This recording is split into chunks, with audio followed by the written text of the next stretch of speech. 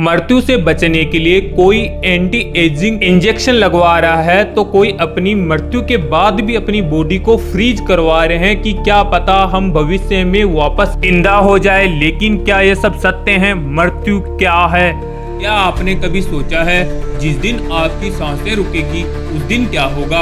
आपके अपने, आपका शरीर, आपका नाम, ये सब तो यहीं छूट जाएगा, लेकिन आपकी आत्मा कहाँ जाएगी? क्या वाकई में कोई यमराज आते हैं? क्या सच में अपनी आत्मा 84 लाख योनियों में भटकना पड़ता है? क्या नरक और स्वर्ग में केवल कहानियों में है या फिर सच्चाई में भी? दोस्तों, आज हम बात करेंगे उस किताब की जिसे लोग मौत से जोड़ते हैं। इसका नाम सुनते ही रोंगटे खड़े हो जाते हैं और वो है गरुड़ पुराण। इसके बारे में लोग बात करने से डरते हैं। लोग मानते हैं कि इस किताब को कभी भी घर में नहीं रखना चाहिए और ना ही पढ़ना चाहिए, क्योंकि इस किताब को तभी पढ़ा जाता है जब कोई मर जाता है। मृत्यु एक ऐसा सत्य है जिसे बहुत कम लोगों ने समझा है। पुराणों के अनुसार जो अच्छे कर्म करते हैं वे स्वर्ग जाते हैं और जो पाप में जीवन जीते हैं वे नरक जाते हैं। लेकिन क्या वाकई ऐसा होता है?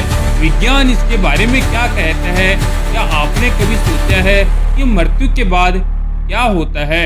हम इन सब बातों को एक किताब से जानते हैं जिसका नाम है गरुड़ पुराण। गरुड़ पुराण 18 महापुराणों में से एक है। गरुड़ पुराण के 2 प्रमुख भाग है। पहला भाग प्राचीन काल में विष्णु भक्ति के बारे में है। इसमें ध्यान, योग और अन्य गहरे ज्ञान के बारे में लिखा गया है। लेकिन गरुड़ पुराण का दूसरा भाग है उत्तरखंड, राक्षस युग और मृत्यु के बारे में ये जानकारी देता है। गरुड़ पुराण में भगवान विष्णु ने कहा है कि यमलोक में चित्रगुप्त के पास हर एक के कर्मों की सूची होती है। इसने कितने पुण्य किए हैं, कितने पाप, सब कुछ विस्तार से लिखा जाता है। चित्रगुप्त की सभा में हर जीव के कर्मों की चर्चा होती है और उसी के अनुसार उसकी सजाएं तय होती है। यमराज की सभा में जाने के 4 द्वार होते हैं। जो पुण्यात्मा होते हैं, जिनका हृदय पवित्र होता है, उन्हें पूर्व दिशा का द्वार मिलता है। इस रास्ते पर बगीचे होते हैं, सुंदर हंस होते हैं और ये अमृत से भरा होता है। पश्चिम की ओर का मार्ग रत्नों से सजा होता है। इस रास्ते से संत लोग जाते हैं जिन्होंने जीवन में दान किया हो या जिनकी मृत्यु मंदिर के पास हुई हो। उन्हें उत्तर दिशा का मार्ग मिलता है। ये तीनों द्वार पार करने वाली आत्माएं किसी भी चीज से नहीं डरती। उन्हें सभी प्रकार की सुख सुविधाएं मिलती है। यमलोक में उन्हें धर्मराज मिलते हैं जो उन्हें आगे की यात्रा पर लेकर जाते हैं। लेकिन जिन्होंने पाप किए हैं, जिन्होंने दूसरों को कष्ट पहुंचाया है, उन्हें दक्षिण द्वार से यमलोक भेजा जाता है और इस द्वार के दूसरी तरफ उनके बुरे कर्मों का फल उनका इंतजार करता है, क्योंकि वहां उन्हें धर्मराज का भयानक रूप यमराज मिलता है जो उनके पापों की सजा देते हैं। गरुड़ पुराण में अलग अलग पापों और अधार्मिक कार्यों के लिए 28 भयानक और पीड़ादायक सजाएं बताई गई है। हर बुरे कर्म के लिए एक विशेष सजा होती है। इन सब में 5 ऐसी भयानक सजाएं भी हैं जिन्हें सुनकर आपके रोंगटे खड़े हो जाएंगे। पहली सजा है तमिश्रम, जो एक भयानक चाबुक की तरह सजा है। जो लोग दूसरों की संपत्ति चुराते हैं, उन्हें यमराज के सेवक रस्सियों से बांधकर तमिश्रम नामक नरक में भेजते हैं। वहां उन्हें डंडों से मारा जाता है। उनका शरीर इतना पीटा जाता है कि खून बहने लगता है और वो बेहोश हो जाते हैं।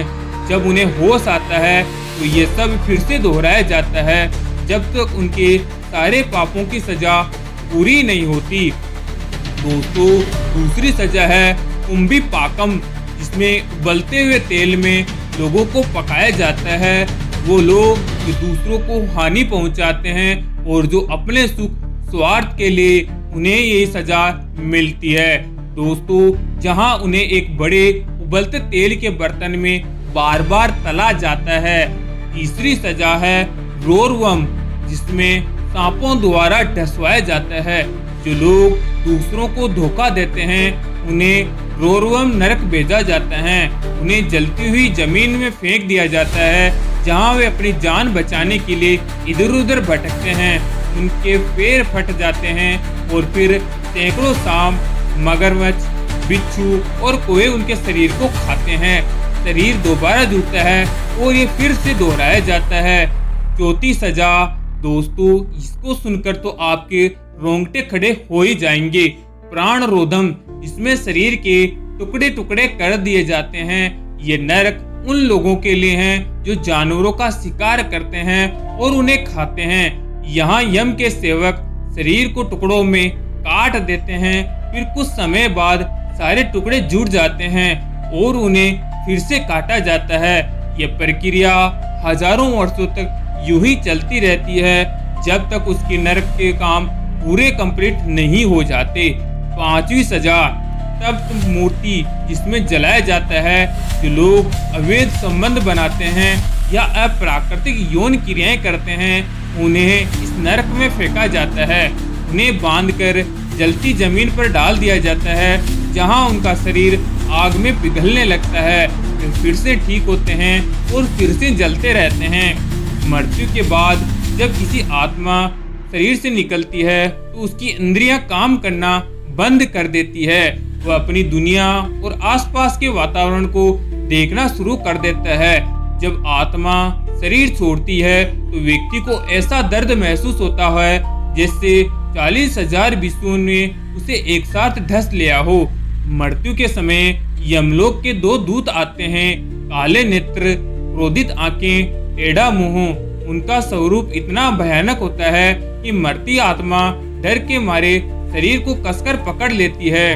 उसकी आत्मा फिर से शरीर में जाना चाहती है, लेकिन अब वह संभव नहीं होता।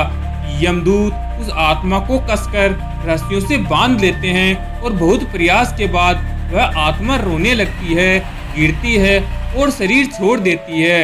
यमदूत तुरंत उसकी आत्मा को बांधते हैं और ले जाते हैं और यहीं से शुरू होता है यमलोक की यात्रा, जहां पाप और पुण्य को तोला जाता है, कर्म गिने जाते हैं और सजाएं दी जाती है। मृत्यु के बाद यमदूत इस आत्मा को यमलोक ले जाते हैं। जिसने जीवन में अच्छे कर्म किए होते हैं उनकी यात्रा बहुत आसान हो जाती है। उन्हें रथ में ले जाया जाता है। जिन्होंने जीवन में अच्छे कर्म नहीं किए होते हैं उनकी ये यात्रा पीड़ा और कष्टों से भरी होती है, क्योंकि उन्होंने आत्मा को रस्सियों से बांधकर खींचते हुए उनको ले जाया जाता है। उन्हें कहीं भी विश्राम नहीं मिलता। इस पूरे रास्ते में 16 ऐसे स्टेशन पार करने होते हैं। कहीं बर्फीली हवा चलती है, कहीं आग की वर्षा होती है, कहीं घने जंगल में जानवरों का सामना करना पड़ता है या कीचड़ में गिरना पड़ता है जिसमें जोंक भरे होते हैं। आत्मा रोने लगती है, लेकिन यमदूत कोई दया नहीं करते। उसके बाद में आत्मा को कोड़े मारे जाते हैं और जीवन में किए गए पापों की याद दिलाई जाती है। इस तरह पृथ्वी से यमलोक की यात्रा अत्यंत दर्दनाक और यातनापूर्ण होती है। इन सभी सजाओं के पीछे का उद्देश्य है कर्मों का शुद्धिकरण, व्यक्ति को उसके पिछले कर्मों से मुक्त करना और आत्मा को पवित्र करना। जितने अधिक पाप उतनी अधिक सजा और जितने अधिक पुण्य उतना अधिक सुख, लेकिन दोनों का उद्देश्य आत्मा के कर्मों को संतुलित करना होता है, क्योंकि इसके बाद आत्मा सभी शारीरिक संबंधों से अलग हो जाती है और पुनः जन्म की प्रक्रिया शुरू होती है।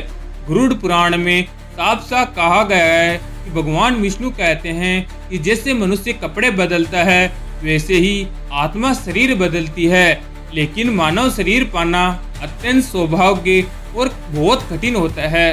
गरुड़ पुराण के अध्याय नंबर 4 में भगवान विष्णु गरुड़ देव को बताते हैं कि एक आत्मा को 84 लाख योनियों में जन्म लेना पड़ता है, उसके बाद ही उसे मानव जन्म मिलता है। आत्मा को उसका अगला जीवन उसके कर्मों, पापों और पुण्यों के आधार पर मिलता है।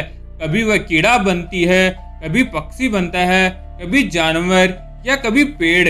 इसी प्रकार 84 लाख अलग अलग योनि में जन्म लेने के बाद उसके पाप पुण्य बराबर हो जाते हैं, तब उसे मानव जीवन प्राप्त होता है। गरुड़ पुराण की गहराइयों से बात करता है, लेकिन साथ ही हमें जीवन का मूल्य भी सिखाता है। साइंस भी यही दोस्तों फेल हो जाता है कि इस चित्र के अंतर्गत वो क्या कर पाता है और क्या नहीं। ये बताता है कि मानव जीवन बहुत मुश्किल से मिलता है, इस जीवन को कैसे जीना है ये चुनाव हमारा है। आपको भी पता होगा साइंस इस क्षेत्र में अभी तरक्की नहीं कर पाया है। बहुत सारे अमीर ऐसे भी हैं जो मर गए लेकिन अपने शरीर को अभी भी फ्रीज करवा रखे हैं कि शायद आने वाले समय में हम जीवित हो जाए।